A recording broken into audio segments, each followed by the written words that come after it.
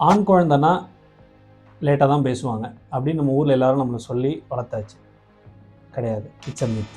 ஒரு ஸ்பீச் தெரபிஸ்ட்டாக நான் சொல்ல வேண்டிய விஷயங்கள் பெற்றோர்களுக்கு, இது 6லேருந்து 12 மாதத்துக்குள்ளே அந்த குழந்தைகள் சத்தம் பண்ணுதா, பப்ப க தத்தன்னு அந்த சவுண்ட்ஸ் பண்ணுதா அப்படின்னு பெற்றோர்கள் பார்க்கணும்.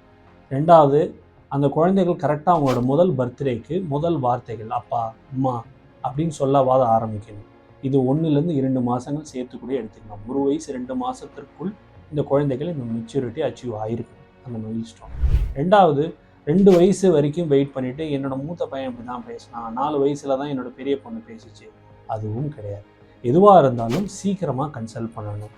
1 வயசுக்கு 1 வார்த்தையாவது ஆரம்பிக்கணும். 2 வயசுக்குள்ளே 2 வார்த்தைகளாவது குழந்தைகள் பேசணும் கண்டிப்பாக.